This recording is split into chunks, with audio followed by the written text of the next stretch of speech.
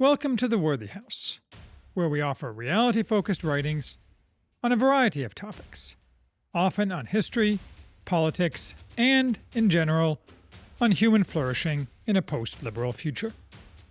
I am Charles, the maximum leader of the Worthy House, and today we are reviewing Fourth Generation Warfare Handbook by William S. Lind. 2021 will be the 20th anniversary of our endless, pointless war in Afghanistan, and 2023, the 20th anniversary of our endless, pointless war in Iraq. This book, the ideas in which predate both those wars, and in fact date back to shortly after we lost the Vietnam War, says that our military should train to fight a new kind of warfare, fourth-generation warfare, in order to win victory. What struck me most about this book is that it's not all that new. It's still a worthwhile short read, but you will get more out of it if you read it along with a far more insightful work, Carl Schmitt's 1962 Theory of the Partisan. In Lind's terminology, fourth-generation warfare, which we will define more precisely in a moment, is basically warfare by a state against non-state opponents. You might think that's exactly what we do in Afghanistan and Iraq, and as far as I can tell, it is. Lind's claim, however, is not that we need to be prepared to fight a fourth-generation guerrilla-type war. His claim, rather, is that our military fights fourth-generation war, including current wars in the Middle East, with second-generation methods, decades after it should have known better. His book's target, therefore, appears to be higher-ranking military officers who have flexibility to change local approaches to American warfare. Whether Lind's claims are true, I am not qualified to evaluate. I have little knowledge of the nuts and bolts of modern military theory, and less of tactics or operations. I have several close family members in the military, but never served myself, though I may yet fight in the civil wars, and am still young enough to do so. Yes, I know a lot about military history, but that is a different thing. Perhaps as a result, I'm still not quite sure what to think of this book.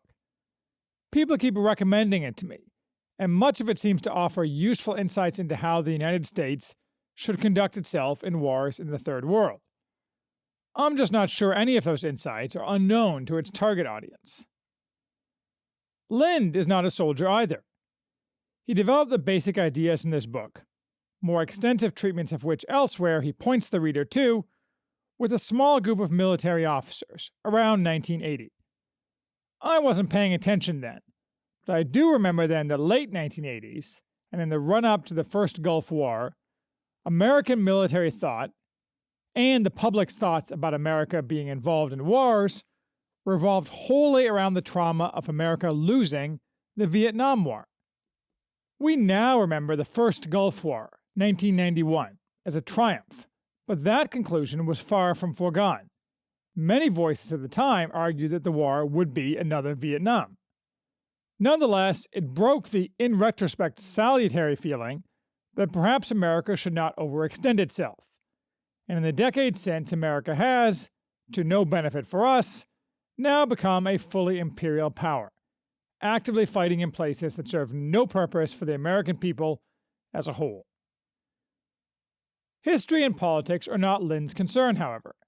His concern is tactical success in places where America is fighting. In Lind's frame, second-generation warfare, characterized by the French after World War I, emphasizes rigid order, heavy use of artillery, and later air power, and execution of preset rules and school solutions. Lind says this is how the United States still largely fights today. Third-generation warfare, exemplified by the Germans in World War II, is non-linear, emphasizing speed and tempo rather than firepower, and encouraging flexibility and initiative, de-emphasizing centralized decision-making. You would think all state militaries would have adopted third-generation warfare by this point, given that it seems to succeed almost all the time, if other factors are equal. But Lind says this is wrong, and because militaries adore a culture of order, Most remain essentially second generation. States fighting each other today is some combination of second and third generation warfare. Fourth generation warfare, on the other hand, involves a more disparate hybrid. Large armies designed for second generation warfare attempting to occupy territory where there is no operating state military and the inhabitants are ethnically, religiously, and politically hostile. Lind calls the militarized inhabitants in opposition non-state forces, but a much better term is the older partisans.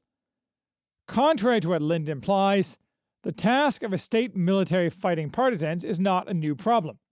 Julius Caesar faced it. Even the specific challenge that Lind is trying to address, a large, highly trained, centralized state army fighting what amounts to a guerrilla insurgency, is old. Its modern incarnation was probably first seen in the Peninsular War. In any case, Lind thinks we're too often doing it wrong. Lind describes the hostility of the locals in fourth-generation warfare to a crisis of the legitimacy of the state. The state in question is not us, the attackers, but the state that might otherwise claim the loyalty of partisans. He means the partisans have a primary loyalty to something other than the state, most often ethnicity or religion, so that even if the state is defeated by the partisans' enemies, fourth-generation warfare continues in a way second-generation or third-generation warfare would not. He seems to think this is an odd condition, but the natural condition of most societies is that those things are very important, and often more important to citizens than the state. America was long an exception, although, as we saw this past summer, our elites are doing their best to encourage racial violence, which will not end well. It is therefore only natural when any state is destroyed that the new organizing principle is something that precedes the state. So I'm not sure that dressing this basic fact up in fancy language adds anything for the reader. Not to mention that if recent history is any guide, mostly this crisis is caused by the United States destroying the functioning state that had existed. Regardless, Lind's main practical point is that fourth-generation warfare should be light infantry warfare. Not in the sense that term is used in today's military, meaning mechanized infantry without armored vehicles, but more like Rogers Rangers or other successful, small, fast-moving, lightweight forces that live off the land, such as the Sealess Scouts. Not an example Lind gives, and there are other gaps, such as nothing about drones and similar technology, and how those might affect both light infantry and partisans. For such units, in essence guerrillas in their own right, mental attitude of flexibility, toughness, and creativity is even more important than speed of movement, and they emphasize basic skills often lost in second and third generation warfare, from land navigation to physical fitness to broad weapons proficiency. The book alternates specific advice with short fictional vignettes showing how the principles should be applied in a conflict, a nameless Middle Eastern war. About half the discussion concerns light infantry in all its practical aspects. The rest addresses other topics Lind thinks tied to light infantry success. He points out that the less stable a conquered state, the harder the fourth-generation challenge. Thus, keeping a defeated state's military and bureaucracy largely or wholly in place is essential to keeping the challenge manageable. This only applies where there is a defeated state, and is something America failed to do in Iraq. Remember the odious Paul Bremer? Collapsed societies, Somalia, Afghanistan, or an American civil war are therefore likely to be much greater fourth-generation challenges than a place like Iraq. Lind recommends wide use of bribes, with zero track being kept of them, but that was not a success in Afghanistan, where the wily local simply took our money and laughed. He suggests offering green cards to those who help us, but we have a long history of higher-ups lying to and betraying the locals who help us based on the promises of our men on the ground, and this has continued in Iraq and Afghanistan. He recommends building bridges with the press, but ignores that today's monolithic press corps is just as ideological as any partisan, so only left-wing bridges will have any chance of being successful, and those are rarer than hen's teeth in wars, at least until the United States invades Poland to run a rainbow flag up the flagpole in front of Parliament. So yes, I'm sure using light infantry makes more sense than driving Abrams tanks through the streets and shooting 120mm shells at every swarthy man in a burnous who pops off a shot with an AK. But I'm not sure this book adds much to common sense. Underlying these practical points is a key philosophical point, that just because the American military has the physical ability to do something that appears tactically useful does not mean that doing it will advance us toward victory.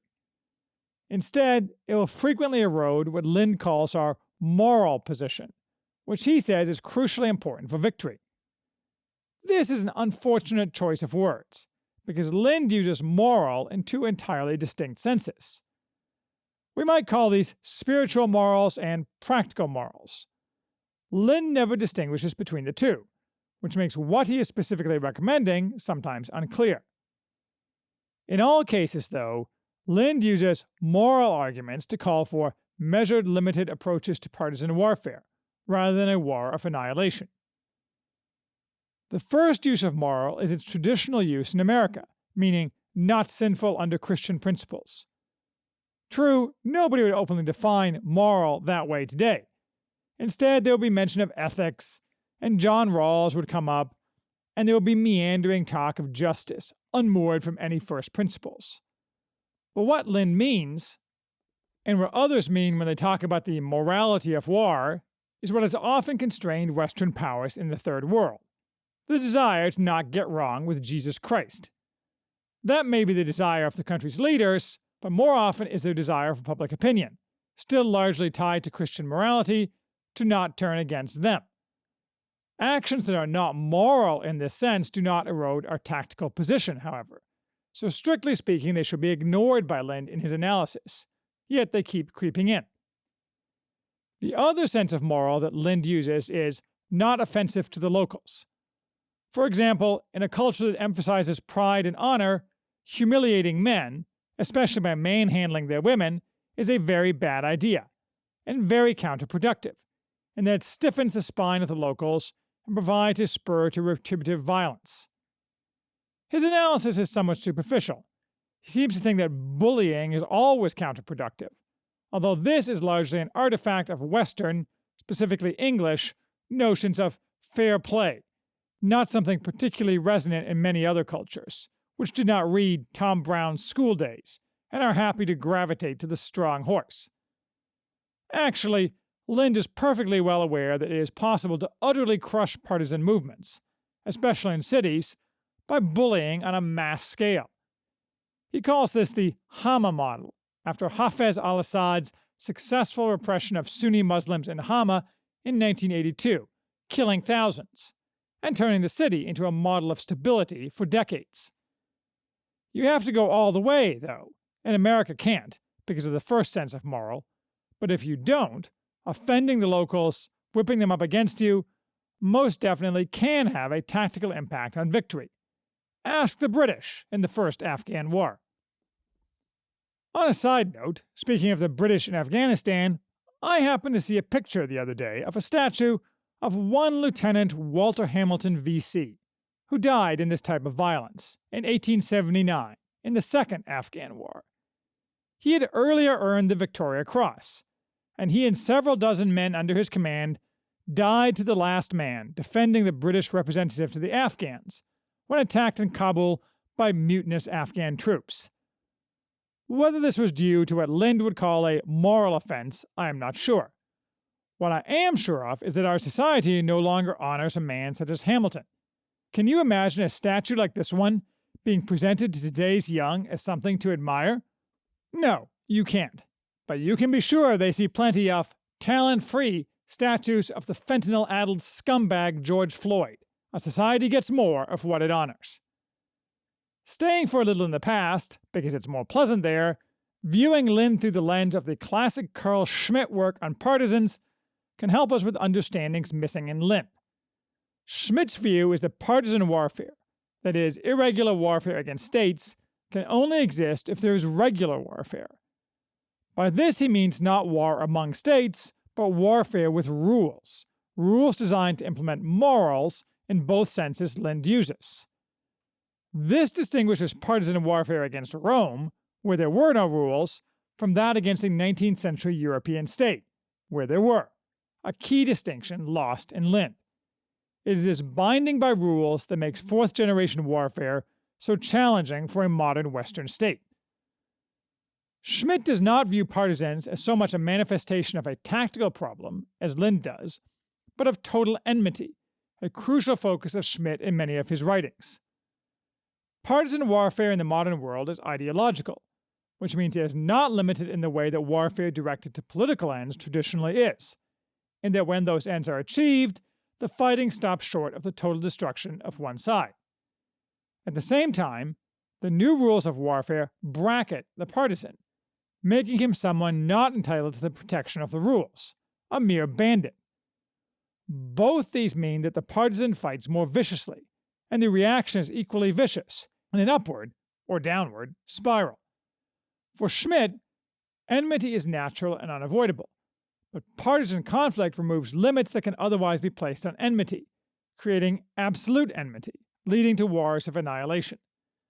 This suggests why the measured and limited fourth-generation tactics Lind lays out as common sense are difficult to implement in practice.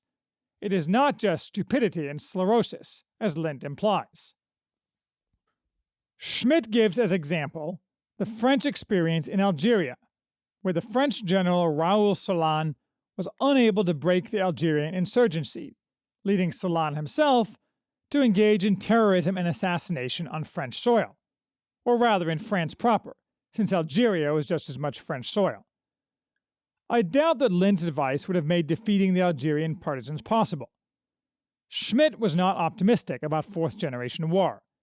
He saw that with modern technology, the erosion of strong social structures, and the cross-border nature of partisans, they could be much stronger than in the 19th century. Lind offers no solutions for these problems. I cannot tell if the ideas in this book have been implemented to any relevant degree by the American military. If they have, perhaps they have helped the United States on a tactical and operational level. However, if we are incompetent in the larger strategic realm, better tactics and operations will not save us, and we are nothing if not incompetent in the strategic realm. Lind doesn't think our goal should be to remake other societies and cultures, but that, not benefiting the United States and its people, has been the entire United States strategic project for the past 30 years, on a military and every other level.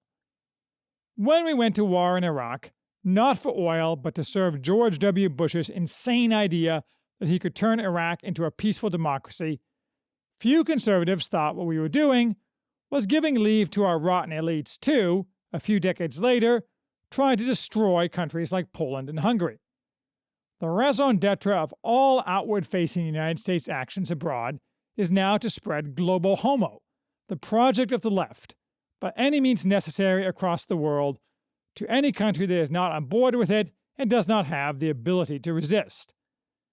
The American elite sponsors under our flag and funds weevils who travel the world, flying rainbow flags and dispensing pallets of cash, the latter dished out to small minorities eager to corrupt and destroy the societies in which they live, and to create astroturf NGOs who manipulate English-language media. A very small example of this received rare publicity last week when stimulus checks were tied to $10 million going to force Pakistan to progress toward gender equality. If this doesn't work to destroy the culture of countries that won't get on board with global homo, America stands ready to implement regime change through color revolutions, and, no doubt, with sub-rosa military force. This, not fourth-generation warfare against Islamists, and not pushing back against Chinese hegemony, is the real strategic focus of America. It's not pretty. Of course, our military is by no means exempt from this corruption. It is, as far as I can tell, completely rotten at the head, and several levels below, although many enlisted men, and many, but far from all, lower-ranking officers are opposed to the left's project. The bad news is that if we ever have to fight anybody but partisans, such as the Chinese, it's going to go poorly, although perhaps leading to desirable regime change here if our ruling classes are discredited as a result. The good news is that if our illegitimate soon-to-be president, Joe Biden, ever tries to use the military to impose the left's will on our own soil, that will also go poorly. I guess it's a race to see which comes first. Happy Inauguration Day.